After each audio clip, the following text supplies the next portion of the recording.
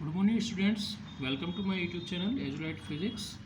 This is chapter electric capacitance and the topic of the video is the parallel plate capacitor. एक parallel plate capacitor क्या होता है?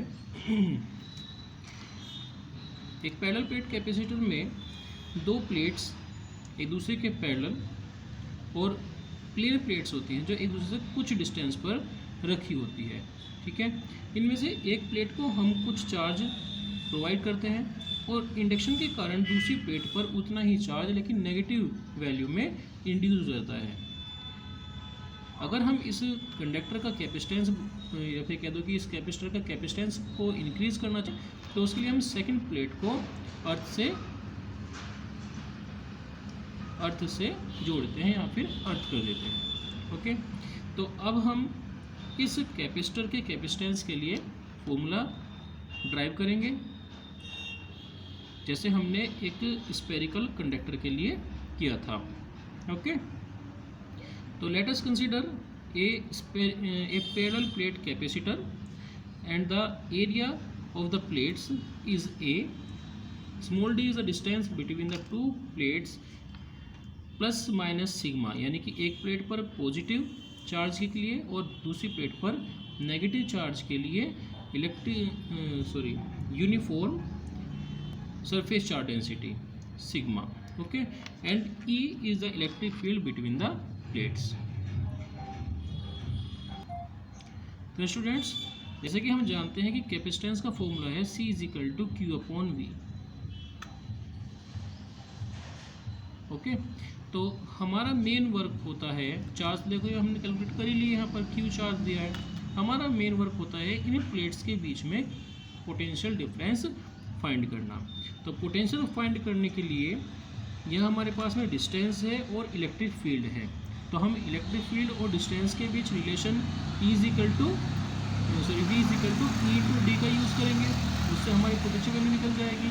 और electric field को find करने के लिए हम यूज़ करेंगे सरफेस चार्ज डेंसिटी का, क्योंकि हम जानते हैं कि एक प्लेट के कारण जो इलेक्ट्रिक फील्ड होता है वो होता है सिग्मा अपॉन 2 एप्सिलॉन नॉट।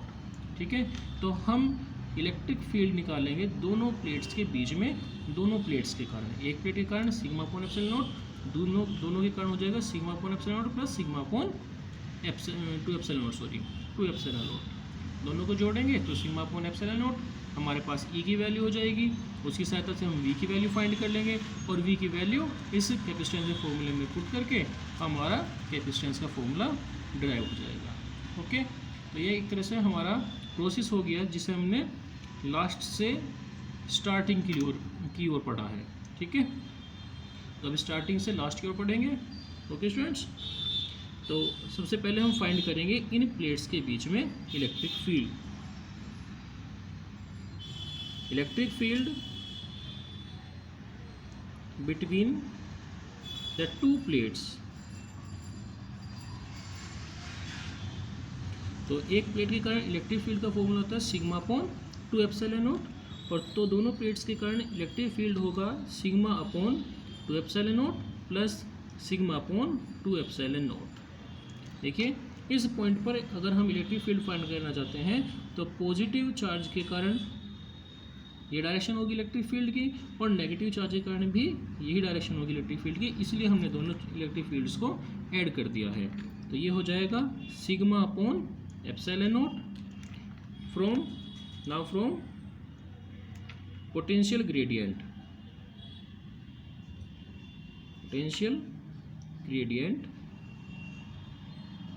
ये हमने एक तरह से फॉर्मूला बना रखा है इलेक्ट्रिक फील्ड और पोटेंशियल के बीच रिलेशन का। तो ये होता है V is equal to E upon D, या E is equal to V is equal to E into D, या E is equal to V upon D. तो यहाँ हम इलेक्ट्रिक फील्ड की वैल्यू पुट करते हैं sigma upon epsilon naught, D is the distance between the plates, into D, ये हो गया पोटेंशियल। बस अब सिंपल हमें कैपेसिटेंस के फॉर्मूले में इस वैल्यू को पुट कर देना है। So the capacitance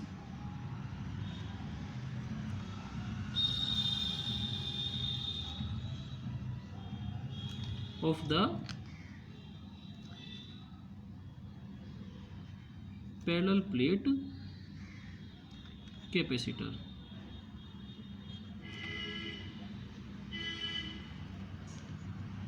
C is equal to Q upon V, Q as it is and V is sigma D upon epsilon not. यहाँ से वैल्यू हमने पुट की, एप्सिलॉन Q के साथ मल्टीप्लाई हो जाएगा, तो ये हो जाएगा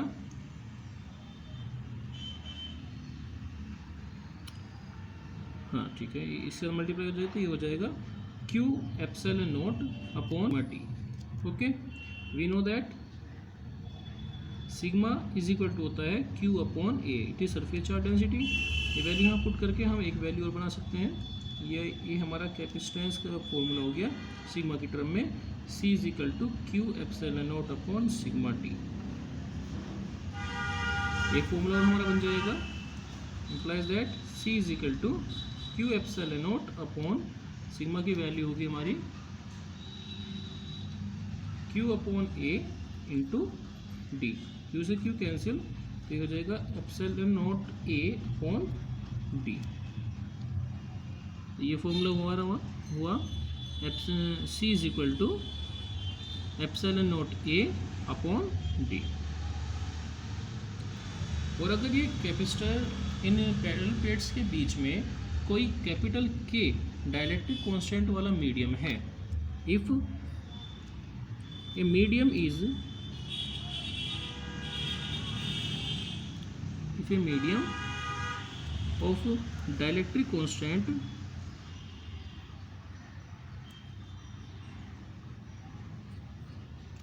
K is present between the plates of the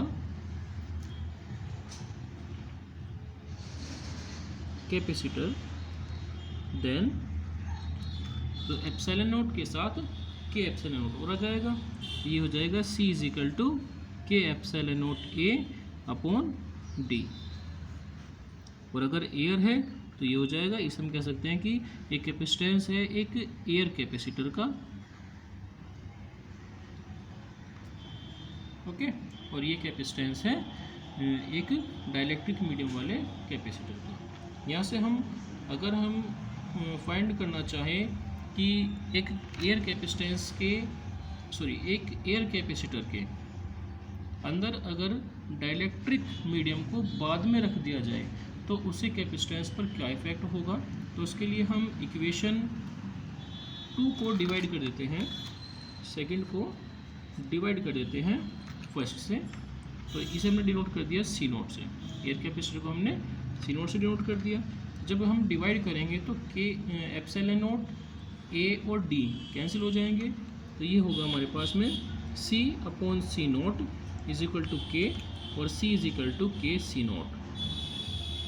जो एक डाइलेक्ट्रिक मीडियम वाले कैपेसिटर का कैपेसिटेंस है वो एक एयर कैपेसिटेंस के कैपेसिटेंस का के टाइम होता है।